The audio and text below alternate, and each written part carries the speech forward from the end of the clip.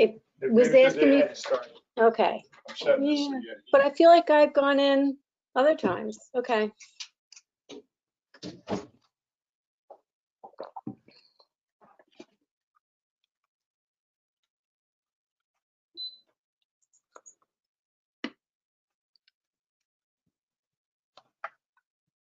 Good morning. You can mute me. Did.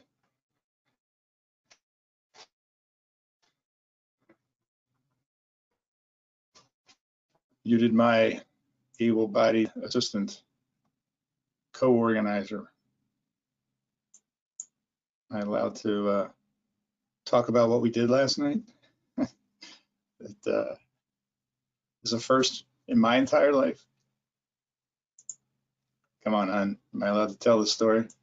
Oh, I don't care. Yeah. I got you unmuted. Well.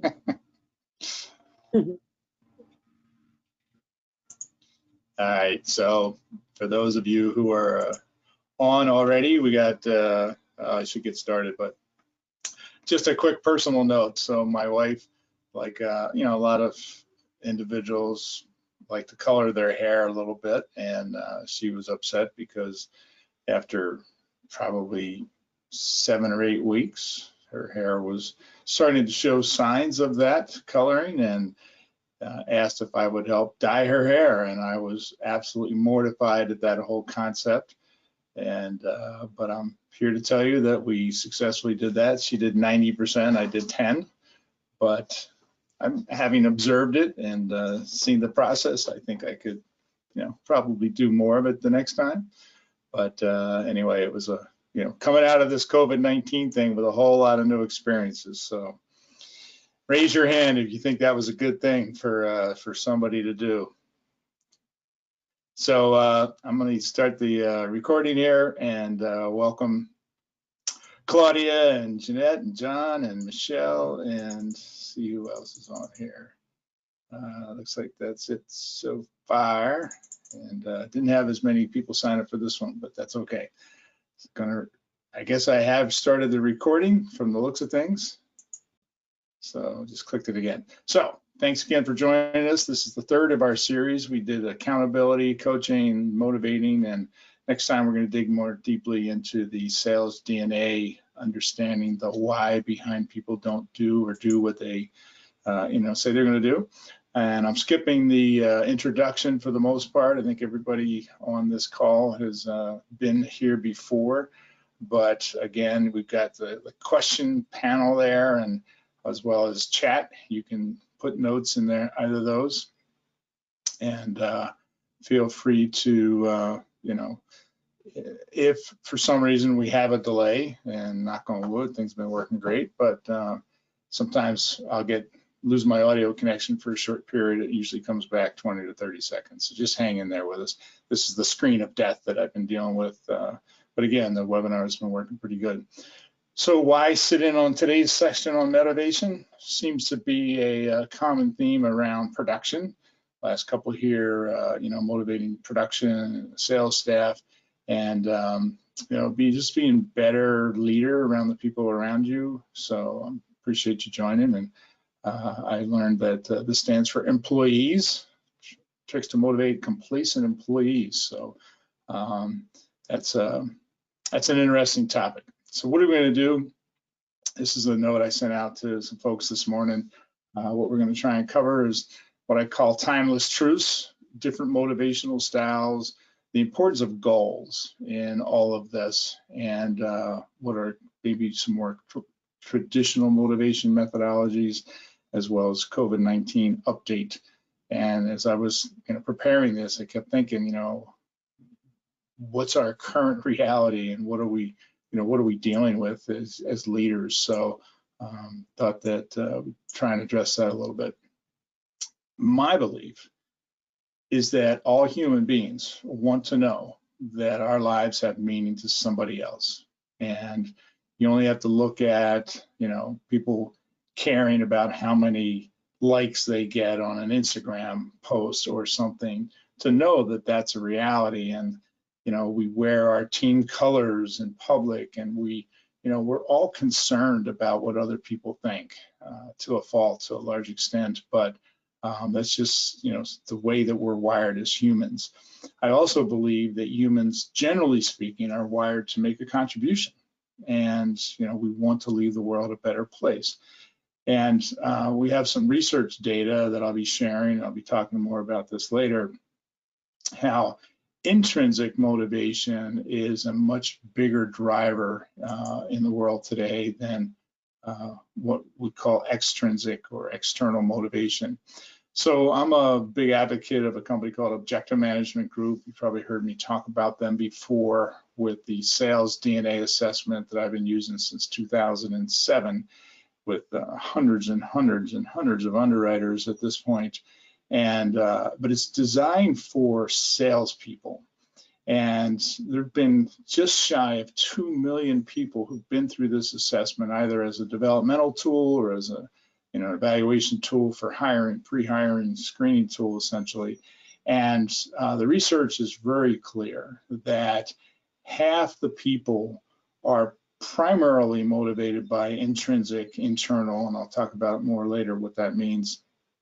And when you add in, a blend of intrinsic and extrinsic, you're up to, 67% of the population. So, less than 30% are extrinsic, and then you have a small segment of the population which is altruistic, and they're the ones who truly, really do, will do things for others at their own, detriment, or certainly not benefiting themselves directly anyway. And based on my 15 years of research into all of this leadership and human behavior and what have you, I believe very strongly, both from my research as well as my personal experience, that personal goals are really a key, and it's the pursuit of those goals that really is what makes us happy. My wife and I belong to a gym, and it's been coming up on 2 years. We've been going 5-6 days a week to this gym. Now we're doing remote workouts. They record and save. They do them live, but they record them. And, virtually 5-6 days a week, we're getting up and doing these workouts in our living room. But they did a core challenge, a 2020 K core challenge, and it was to do 20,000 core reps, I think it was about 10 weeks leading up to January 2020. They posted a sign in their a tracking sheet in the gym, and every day that you got 400 reps in, and it's lots of different exercises that would qualify, you got to put a little star on your board. And it was amazing to see these middle-aged and older folks posting their score every day, and there'd be a line at the end of a workout, people putting their stars on the board. It was shocking. And the people talked about it, and it's just something simple like that, but it really motivated us to truly be inspired. So I had a poll in here that I'm not going to launch because I already scrolled to the screen. Forgot to put a note to myself in here, but basically this Objective Management Group has been researching this audience of professional salespeople, and these are full-time salespeople primarily, with the exception of my production underwriters that I've been working with. And the data shows that over half the people, and these are full-time professional salespeople, don't have written goals. And even if they have goals, they don't have an end date on them. Now we're up to 68%.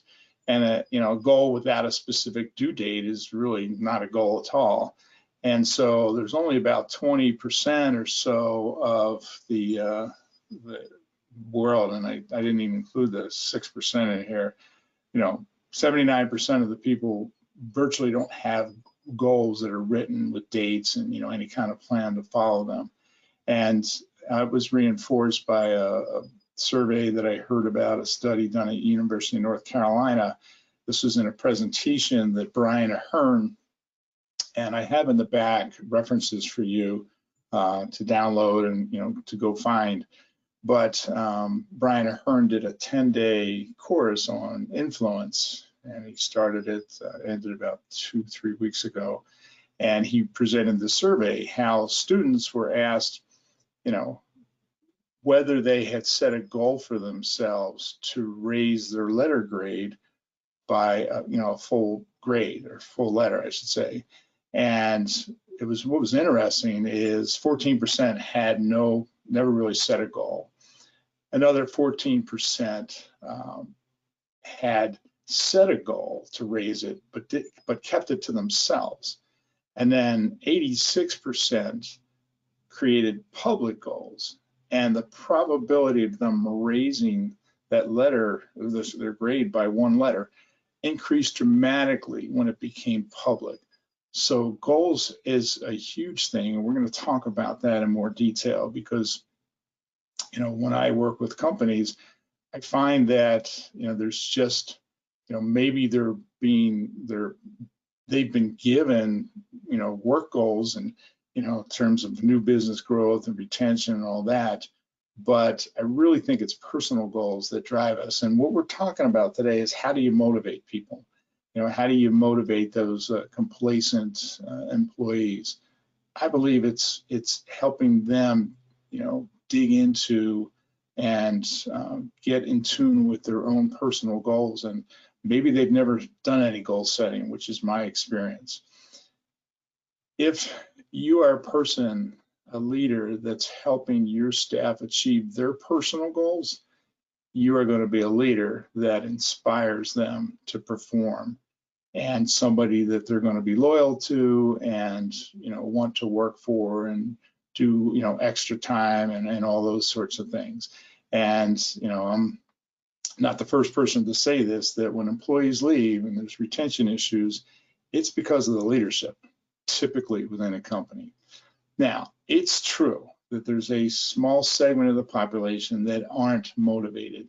Maybe it's like this guy, but I would argue that he's actually motivated too. He's motivated to sit on the couch with a beer on his belly.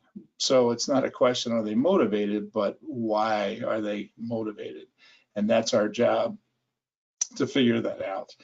I can't remember, I had picked this screen shot up some time ago, and I don't remember the source of it. But when you look at these 5 ways that this author wrote of how people were inspired, so much of it is about communication and just talking to the staff, and not talking to them, but talking with them. So, that's a big part, and especially today, are you having daily conversations with your remote workforce? It happens naturally in the office if you come out of your office long enough to meet with the people. But, that's where this whole concept of motivation and being an inspirational leader come from.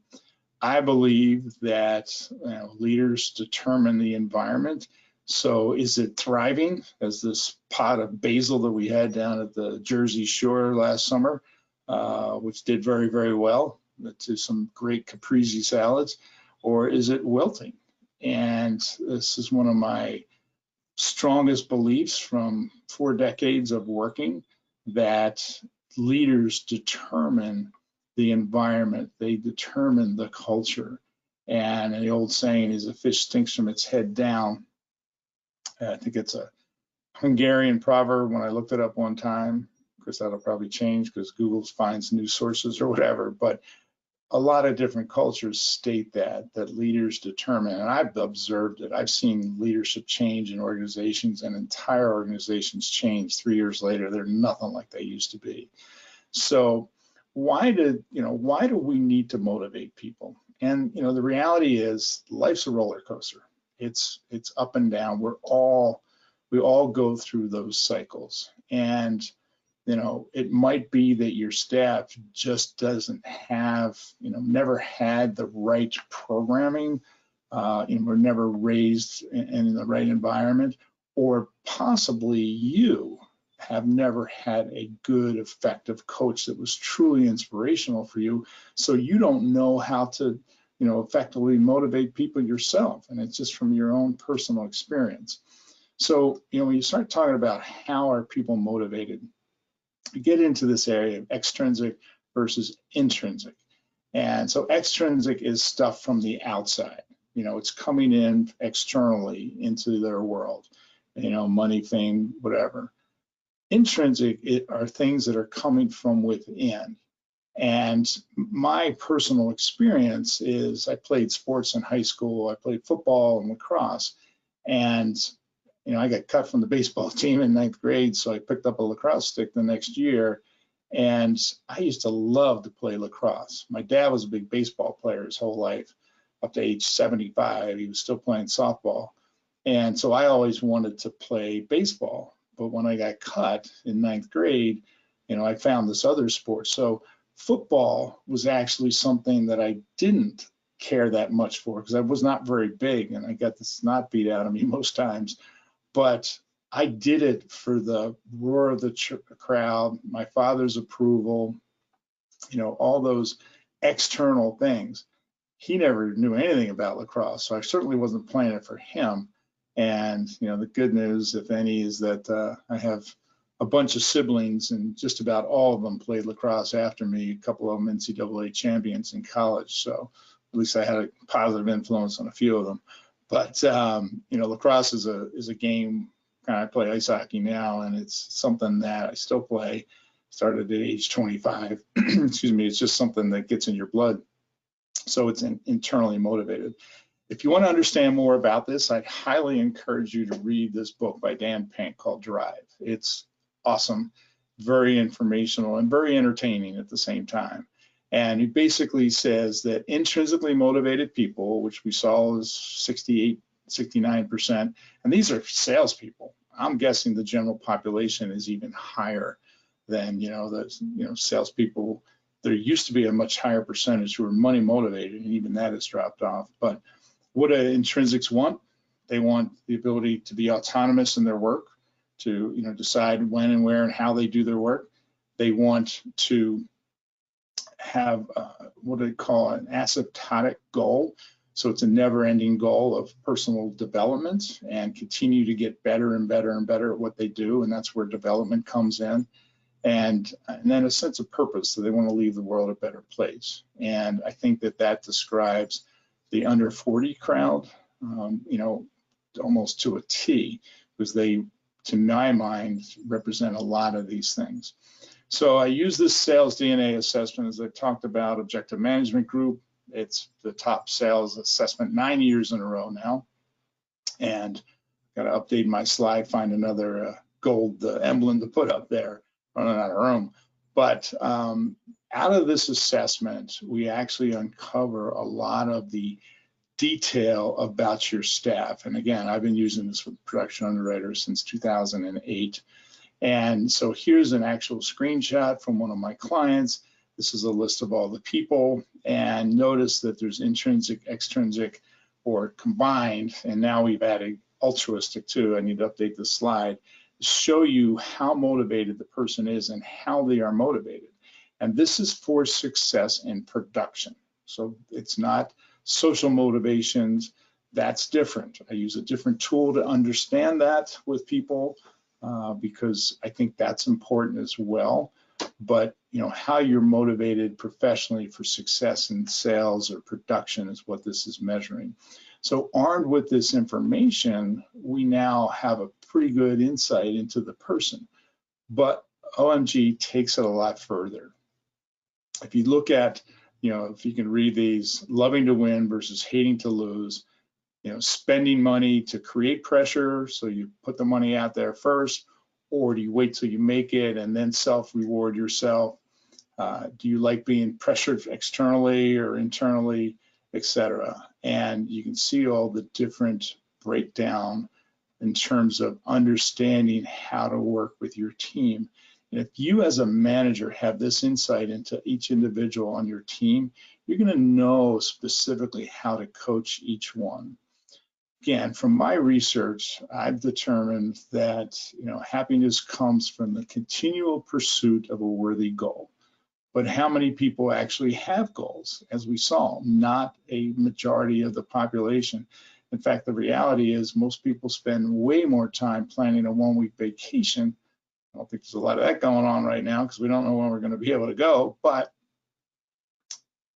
they spend more time planning a one-week vacation on an annual basis than they ever do planning their lives. And, from personal experience, I can tell you that my wife and I never actually did that. So, Oprah, what you focus on, having that goal gives you something to work towards.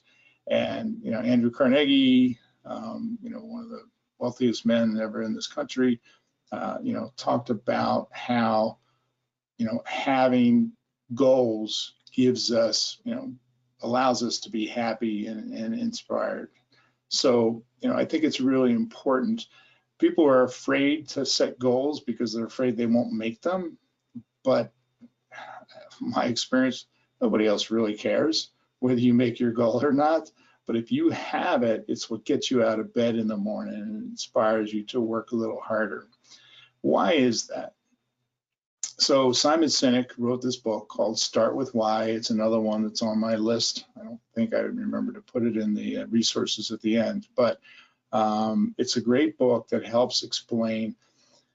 It's written about companies, but it so relates to human beings. He calls this thing the golden circle, and it's, people who know what they do, how they do, and why they do it tend to be the most successful, accomplished, and peaceful people out there. But it has to do with how our brains are wired, because our brain, and this is all a result of research that's been done in the last 20, 25 years using a piece of equipment called an fMRI, functional magnetic resonance imaging. And the neocortex, the frontal part of our brain, is the newer part of the brain, so to speak, and that's where rational thought happens. But the limbic part of the brain, which is where feelings and a lot of behaviors and ultimately decision-making occurs, the expression people make buying decisions emotionally, justify them rationally or intellectually, that's because the human brain is way more an emotional functioning device. Everybody's heard of fight or flight. That's the limbic system kicking into gear. So how does that, impact all this performance and goal setting stuff? Another great book, and I did put this one in there, Switch by Dan and Chip Heath, talks about, the subtitle is How to Change When Change is Hard. The elephant is the emotional person. The little rider on top is the intellectual, the prefrontal cortex part of our brain. And our coach in our gym talks about this. She calls it mind mastery. If you let the elephant rule, the elephant's me want ice cream, and the little rider's saying, no, summertime, beach, bathing suits, bikinis. The elephant says, me want ice cream. Boom. The elephant's going to go to the refrigerator and pull out the gallon of ice cream and chow down. So you've got to figure out how to control that emotional creature. And I think when it comes to performance and motivation, understanding why you're doing what you're doing is really a key to all of this. How do you do that if you've never set any goals for yourself? If you want a formula, this is the most talked about of all the different methodologies to follow. It's the SMART formula. This relevant R, sometimes I see realistic, but realistic and attainable to me are redundant. Relevant is the why, so that's the most important piece of this. And there are people who refuse to set goals. They just can't stand that thought. And I would offer that, I know one of those persons myself, but instead of framing it as a goal, frame it as a problem that needs to be solved. So case in point, as an example coming up, one more document that I have in the handouts, which by the way, I think I've got 4 handouts in there today. I would encourage you to download those because there's a lot of information there I just don't have time to cover, including this common denominator of success written by Albert Gray. It's actually a speech that he gave in 1941, and it is still so relevant to today, and especially, you know, for yourself. If nothing else, as a leader, you know, some of the things that he says, the big focus for me is the concept of forming habits, and it's habits that really determine our outcomes. So, and I'm probably going to go a little long today. I apologize in advance for that, but I had 40 slides to cover, and checking my time, I'm running long as it is already. My wife and I never set goals. Been married for, well, 38 years now, and it was 2010, and I'm trying to teach goals. And, you know, I was a goal setting fraud because I had never done that in my personal life. So that year, because we had not saved for our kids' college, we just borrowed it against our house. We said, you know what, let's see if we can't pay off $50,000. And it sounded like a humongous goal for us at that time. And the amazing thing is by July 1st, we had hit it. So having a specific goal made a huge difference. And you want to know the funny thing? For the entire rest of the year, never paid another penny. So every year since then, we have set goals. It's typically on a flight back from visiting our kids over the holidays. We got 2 kids grown with grandkids, and they're all in California. So we're in Philly. So we're flying back and we're doing goal setting. And thanks to COVID, my wife accomplished one of those goals, which was redecorating one of the rooms in our house, and then ripping off wallpaper and repainting and tons of work. And it's done because of COVID. So thank you, COVID-19. But, you know, that's something that we can check off that goal list. So what kind of goals should your folks be working on in addition to personal goals? And again, I think it's their personal goals that are going to drive them. But here are some professional goals that they can be working towards, and you should help them develop these if they don't think of it themselves, that are going to help them accomplish their personal goals when it's all said and done, because all of these things are going to lead to higher income, promotions, etc. One last word on goals: don't confuse goals with lifestyles. So I want to lose weight, whatever, that's a lifestyle, that's a goal. It has no endpoint. And that's the difference between a goal, which does have an endpoint, and a lifestyle. So you want to, you know, just be clear about those differences. And lifestyles have a lot more to do with habits than anything else. When I used to teach this course, all I would talk about is this 4 steps of a motivational success program. And it's really, think of it as a toolbox.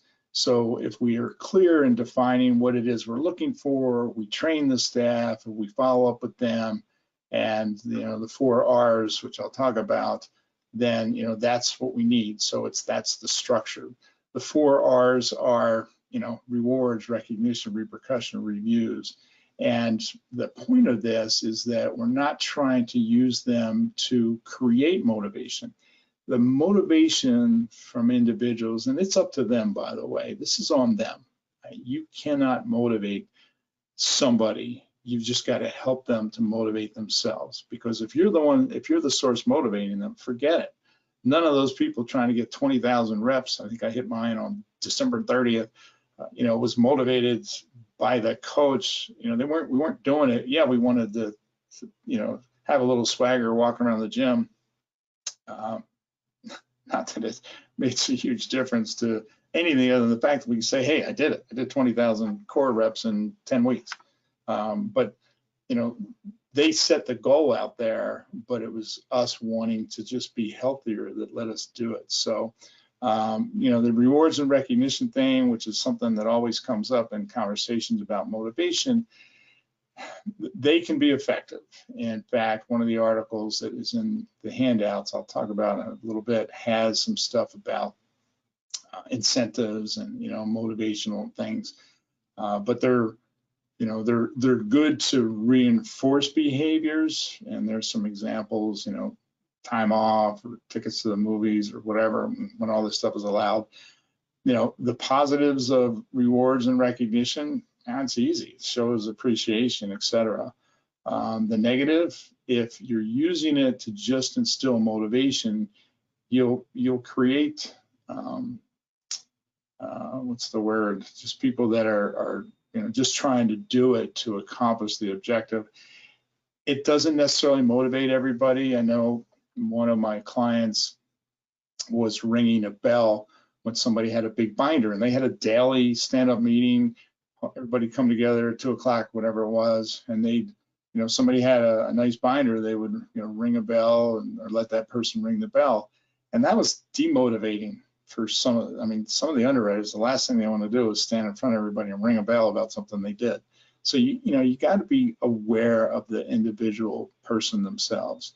So again, these 4 R's, we're not trying to use it to motivate people, maybe to correct bad habits or to reinforce stuff, but we're really not. That's not the source of motivation. Excuse me. So don't think that.